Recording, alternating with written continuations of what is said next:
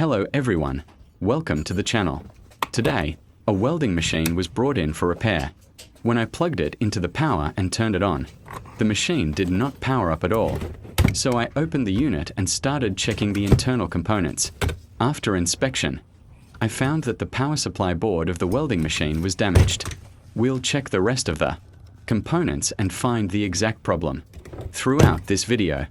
If you're interested in welding machine repair and electronics troubleshooting, make sure to watch the video until the end. Don't forget to subscribe to the channel and hit the like button.